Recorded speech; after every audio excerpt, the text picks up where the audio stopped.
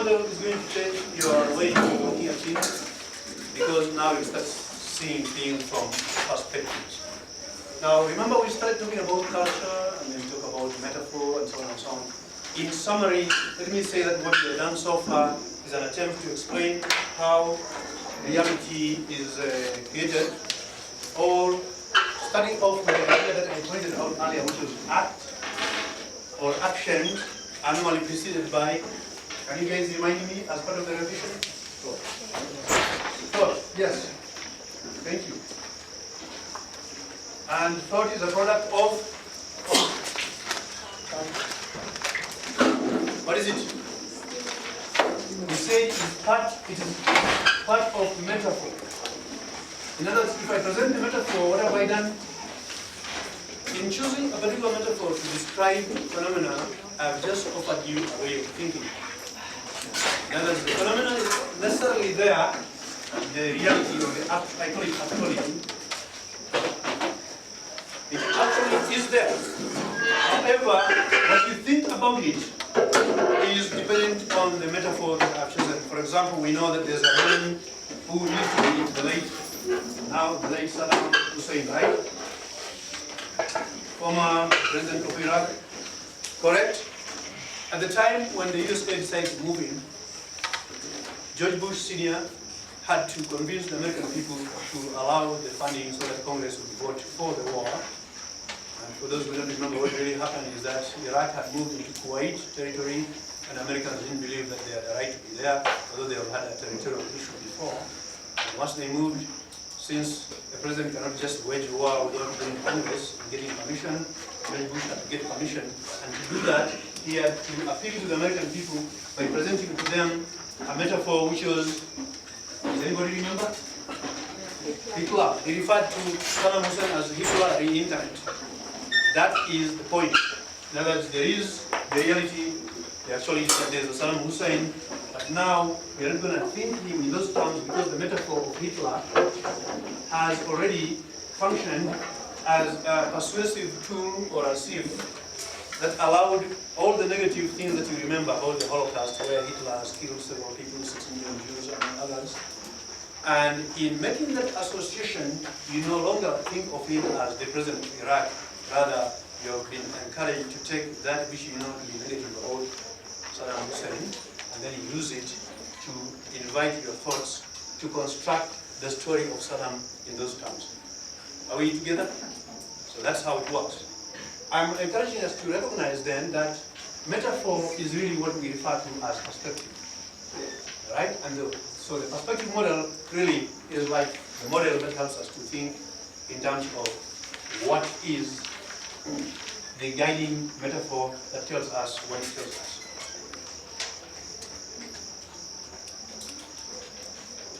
What is the ordinary ways in which we think? In other words, how do we normally see phenomena? And I'm going to say that generally our human tendency from a philosophy and science standpoint is that we see things in terms of binary logic. And we call that also binary ontology. We think that the nature of things is that things are ontology, either, they are thought of either or. For example, think of light, and we think we understand light when we can contemplate the possibility of what? Dark, right? Light, dark. And when you think of light and dark, can we consider them as examples of metaphors? Because in your mind we are conceptualizing something, the reality or the actuality, which is a product of whatever metaphor we choose, which could be light or it could be dark. And I'm trying to make the point that the way we understand, when person A speaks with person B, and person B is very sad, crying, person A manages to make person B smile by presenting a nice story for person B to consume, and that story is going to be a product of all these metaphors until the actuality of person B becomes she or he is happy. Right? For example, in a breakup, your sister tells you she's so sad, she's not sleeping, she can't eat, or your daughter or your son, and you tell them, don't worry dear, There are many guys out there. You can find another one. What is that? It's a metaphor that tells you there's more than one. But if she remains sad because she believes that that's the only one, and she's caught up in that metaphor, she can't get out of that thinking, then she's going to be a victim of that thought. Are we together? Let's do an experiment. Alright? I'm going to write something, and you guys are going to create all kinds of associations that come to your mind. Doll. Write down what comes to your mind, just as we have the word doll. D-O-L-L.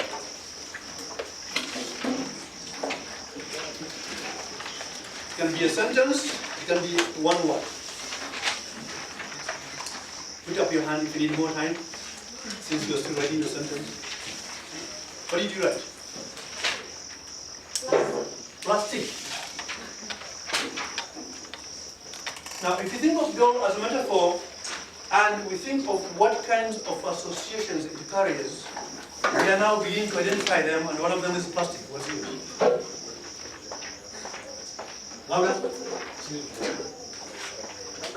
Children under 7 years of age. Is that better or less? So it should be the other way around, right? All right. Another one. House. Yours?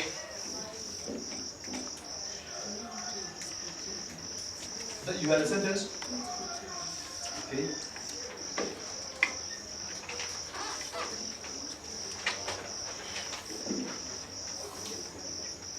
Somebody at the back. The guy in a red shirt. Is that red? Or what's the color? Wine? No answer, I'm just arrived. What is your answer?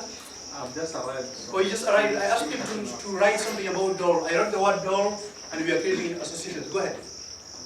Toy. Toy.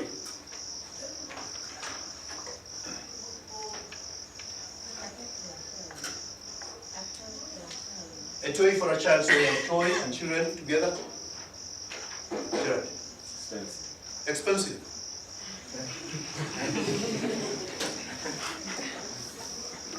What did you have? Bubbly. Bambi. Is that correct spelling? What did you have? Lifeless. And million. Little girl.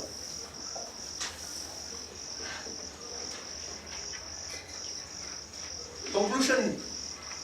How come, or the question, how come I just pointed out doll and yet nobody, I mean, some of you may have had the same thing. Let's just begin. How many people had Barbie? Okay, 2. Plastic? 1. Children under 7? Majority of you do have children, okay. House? 1. Tools for children? And then toy? Toy, remember, it's expensive. Lifeless. Little girl. Interesting. If we were to give these numbers and then we do a graph, we could actually have an idea of how doll creates particular common places, which we can call cultural agreements, where you have consensus that when you think of a doll, we are thinking of children under 7, and most people think like that. So the question is, how come we did not all have an identical answer? Anybody? Yes? Because we have different perspectives. So, if we thought of a doll, for example, and we are thinking of doll in these two, which is the difference between fact and value. Did we talk about this last time? What is the difference? Anybody?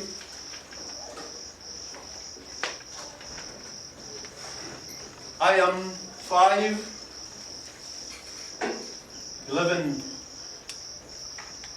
Is this a fact or is it a value? Put up your hand if it's a fact. And actually we can confirm by simply having me stand there, we draw a line and then we measure and you can confirm that it's 511 or not, right? Right.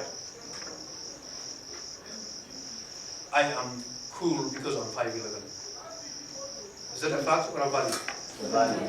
Why is it a value? So what is the difference between fact and value? Fact is the actuality and value is the... Value all the time has some element of adjectives that are simply trying to present a view to you so that you can see it in a particular way. So there's some element of contesting here where we can argue, no, it's not necessarily the case. Are we together? I want us to accumulate all these components so that you can begin to see how they function in real life. And I'm going to give you a quick example here of two people. And these two people are A and B. They're standing there. Actually, one of them has the hand in a jar. There's a jar here. And the temperature of the jar is 10 degrees. There's another one there. One of the hands in the jar, one of the hands in the jar. Must not forget their legs. And there's another jar there. And this jar has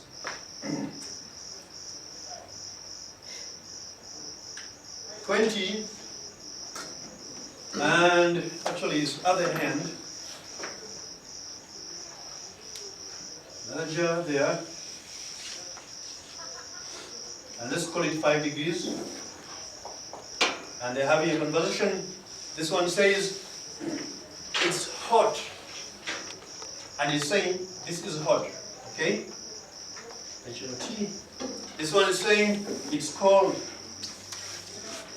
referring to the same jar. And the question is, why is that? How can we have the same fact, and yet the values they are placing on hot or cold, because these are value terms, how come they are different?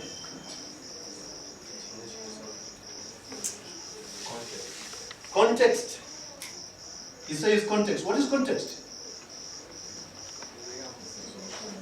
Meaning it is actually true in relation to something, right? Do you notice then that meaning arises from the difference? In other words, the meaning of this is based on the fact that there is a difference there, right? And the idea that this is cold is based on the fact that there is something warm. And here, this person says it is hot, is based on the difference from this other. And by the way, that is how language works. If you do a whole study of language and see how it functions, that is how it works. I was pointing to you that my dissertation is based on the term metaphor, 214 pages, where I analyze the story from the early days of Aristotle to the present moment. And the role of communication then, or language, or philosophy of language, is to help us to see how it relates to both politics, communication, how meaning arises, persuasion, as in the case of Saddam versus Hitler, and so on and so on. I want us to begin to understand the perspective model then as one in which our everyday experiences as people is one in which we are generally made to abandon one way of thinking in order to take just one that becomes the standard. And that one which becomes the standard is what we are referring to as culture. So let's talk a little bit about the perspective model now that we know the difference between value, fact, and that we realize that this is in context, and we can say it is in relation to something. And if it's in relation to something, I hope you are familiar with the relativity theory. Who is the philosopher known for relativity theory? Einstein. And everything then becomes relative at this point. So let me explain what I meant when I was claiming that the concept we are going to introduce, the perspective model for that matter, is going to probably change a lot in terms of how you see things. Think of you having an argument with somebody and you are clear that they are wrong and you are clear that you are right. And they, on the other hand, have the same sense that they are right and you are wrong. So you are caught up in this idea or a tussle that I am referring to as the binary logic. In other words, you, the two of you, are thinking in terms of either this or that. And I'm proposing the idea that, in fact, the answer doesn't lie here, neither here, that maybe the real story will be somewhere in between. Are we together? So let me present a story here. Now let's pretend that we have imagination, which I know we have. This wall, or the ceiling rather, is a little higher than this. Dr. Mwachofi is suspended in a sphere, a globe. I am in there, maybe with a few wires that make me stay there. And outside of this, you have all of you guys with the cameras, and you're looking at me in there. It's quite big. So some of you are looking from under, from the side, and so on and so on. So 1, 2, 3, go. You all click your cameras and take a picture of me. Are we together? So you have taken a picture of me. Can you imagine this guy arguing that this is the right picture of Dr. Mwachofi? Vis-a-vis him or her, and all of you having different views. Does it make sense that we could be arguing this is the right picture? According to where you're standing from. In other words, your picture is relative to your position. And the point here is that what we see as a fact, which we can refer to as phenomenon, is really understood purely from the position that you are in. And when the two of you are arguing that this is the right thing and this is the right thing, and yet, in fact, all of you could be right. If you go back to the sphere example, all your pictures are accurate because they are taking different parts. Some of you have my back, others have my forehead, others have my soul, my shoe, my side, and so on and so on. What will be the most accurate story in this case? If we had to talk about my picture, what is the right picture? And my feeling is that all of you would say it is all of them, right? So that all of them can be presented in the manner that, just as we see it can be either or, there can be another either or, there can be another either or, which we are thinking in this flat format. But now let's get rid of the flat format and decide to do the sphere that we have just talked about, which then becomes that the sphere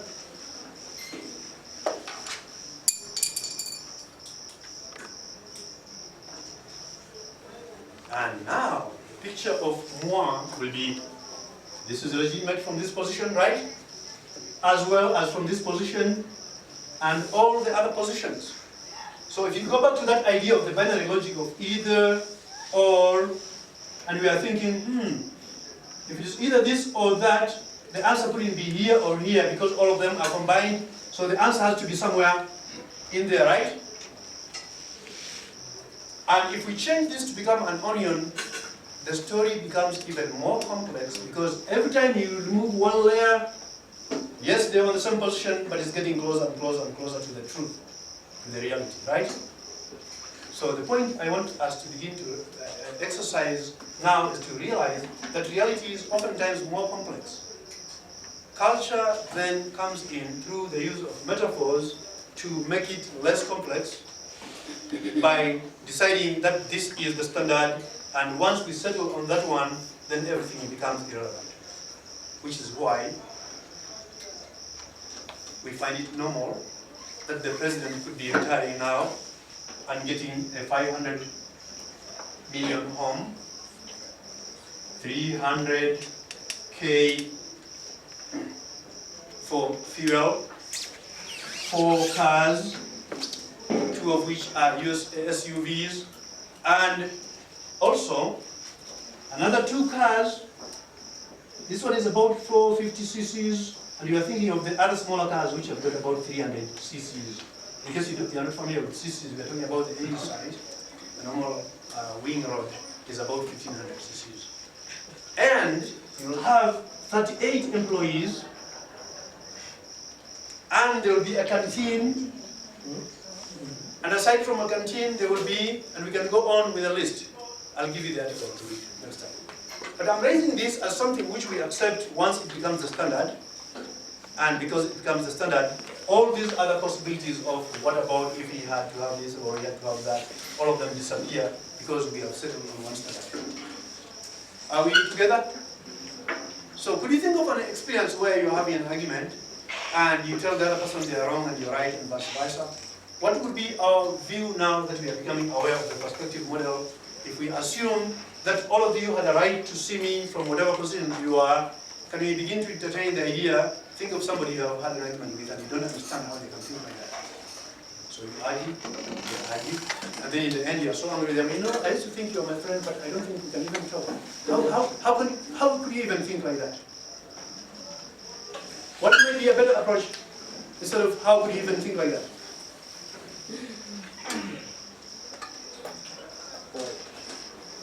What would be a better approach? Yes. Okay, let's talk about an example. I say, you know, I'm the guy and you are the woman, right? So I say, you know, women's job is cooking. I'm giving you a simple example from a radio show I saw a few days ago in which there was a whole discussion about, hey guys, I'm really concerned, what's happening? I think the world is coming to an end. Why is the world coming to an end for this radio guy? I mean, the other day we had these girls, they come to our place and they knew more football than we do. They would discuss a lot of sport and they were drinking harder than we did. It seems like women are becoming men and men are becoming women. Call me. And people started calling in to explain how things should be. And I thought what was interesting was when one guy says, I think that women should just learn to make chapos and chilo. Learn to make chapatis and chilo. Now that's an interesting story because now if you started asking why are you taking the position you are taking rather than you are wrong and I'm right, I think it will improve the story more. And I'm agreeing with your point that the story should not be when someone tells you you are wrong, I'm right. I would ask you, okay, you say I'm wrong. Will you explain to me how I'm wrong? And I'm going to be listening. Probably you will be walking me through these different layers. And then now tell me why I'm wrong. And then you listen to how they tell your story and realize that their story is based on a particular logic. Some have no logic. Not everything has a logic, including not having a logic. The logic of not having a logic, that's a logic. Okay, so that's how we need to begin to interrogate ourselves, our realities, so that when we have a conversation with people and we have disagreements with them, it will pay us a lot more if we try to understand why they say what they say. You will learn that the more you change and begin to ask this important question, why, you will actually be extending your range of understanding and you will be overcoming this narrow-mindedness of thinking that life is either or, because you begin to entertain all these other possibilities. Unless you are a dictator who says, this is how things are. Why? Because I say so. And if it's only because you say so, then that's the end of the story. Now, what are some of the benefits of the perspective model, if you think about it? The first one I would say is that it helps us to think a little bit beyond our own selves, correct? Could you write a little bit more of anything else beyond that, or extend to the point that I just made?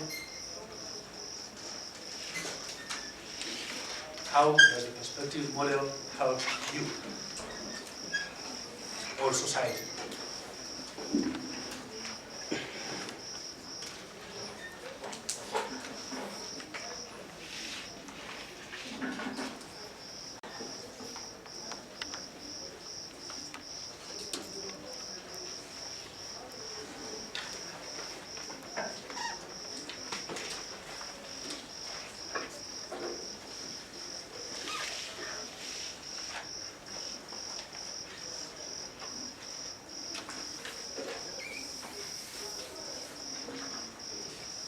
Are you done?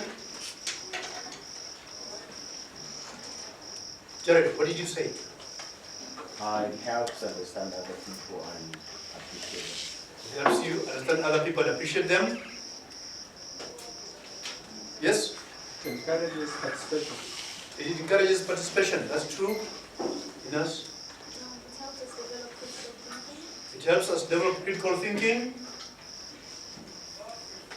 It highlights similarities more than differences. It highlights similarities more than differences. Yes? It helps us learn something new, so it opens windows for our learning opportunities. Yes? Avoid conflict. It helps us to avoid conflict. Yes?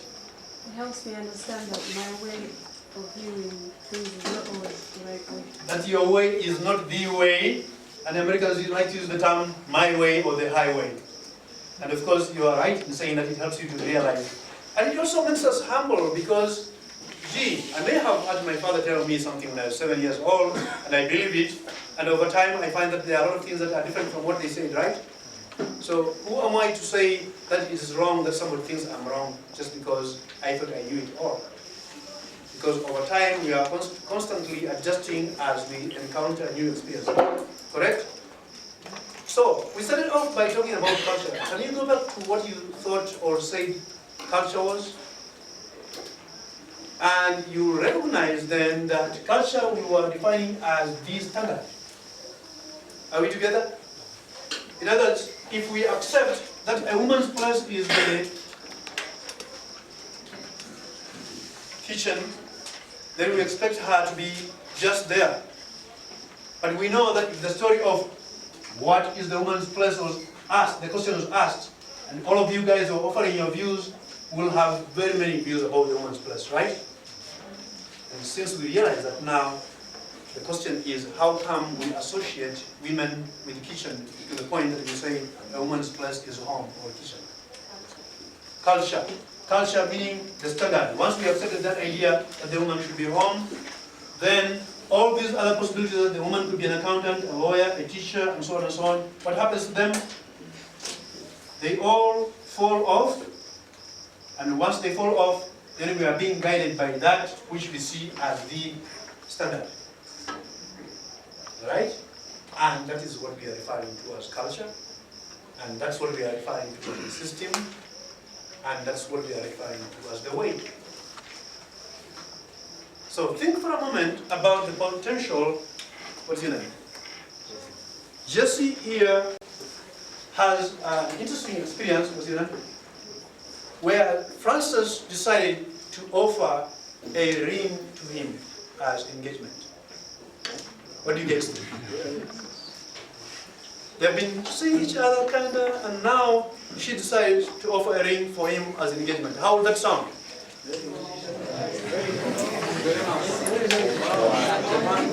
How many people think? Oh, write down what that sounds, so that we don't just talk about it. Write down what that sounds. She just gave him a ring as an engagement ring.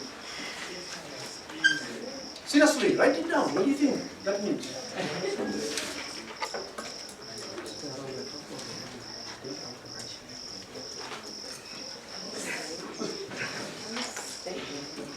What did you write?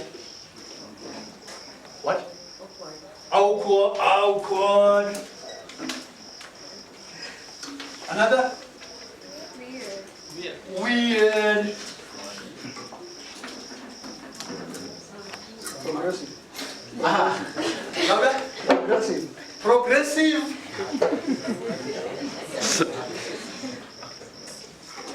Yes? Liberal. Liberal.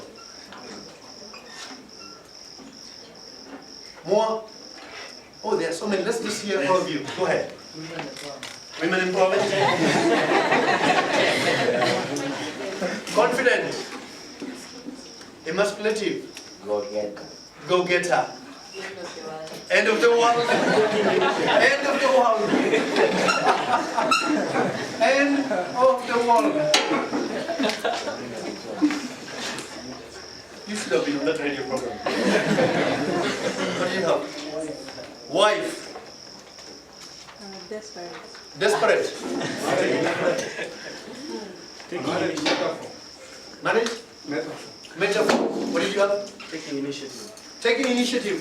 Do you see how all your views are really representative of the perspective model we just talked about? Notice how we didn't even have consensus on that. And in fact, the idea that we think women's place is home has much to do with the idea that we have frozen that to be the story and end of it. Right? Let's pretend that this guy is the same age as her and that they are siblings. Okay? It's 7 p.m. in the evening. And daddy comes out, I'm the daddy. Why is the nurse? Oh, she stepped out with friends. At this time? Right? That's my reaction. But if I ask, what's your name again? Where's Brian? He's out with his friends. I'm okay, probably didn't even look at my watch. Now, why is there a difference in terms of how we react to that experience? Anybody? It takes us back to this idea that as we encounter and live within our culture, our own reactions, the sense of which, our sense of interpreting what is happening is purely governed by that which is at the unconscious. Question: how does culture freeze to the point that it becomes so solid that we can decide that the world is coming to an end just because she decides to give? How does that happen? And another model will explain that. It happens by what I've created, I call it the idea of how meaning arises. In other words, how do we come up with the idea of just attaching one meaning to somebody and therefore it gets stuck? And I say that it begins from simply arbitrary, and then once it has been practiced over and over, it begins to become what I call natural. And I use the word reify, it reifies. And another term will be, it becomes solid, or it freezes. And all these are metaphors, or it becomes like cement. Remember how cement is soft and you could do anything with it when you just pour water? After 6 hours, it is completely solidified. And I'm making the point that when you initially start off with something and you decide to give it a label, if everybody believes in that label, then it becomes reality. First example I can give you right now is the traffic light. When it is red, we associate that with stop. And I'm saying it is arbitrary because it could have been any other color such as blue, right? When it's blue, you're supposed to stop. And because we are used to that, over time, it has now frozen in our minds that whenever we see red, we know we are supposed to stop. In a similar manner, our attitudes about women, or about people who are younger or who are older, is a product of how language or the metaphors have continued to define for us how we see or how we encounter phenomena. And this is both liberating and scary. It is liberating because now we are free to realize that whatever it is that we hold so deeply doesn't have to be really permanent. And at the same time, the moment we have the threatening of that permanence, we feel a little helpless, right? Because we are so used to that.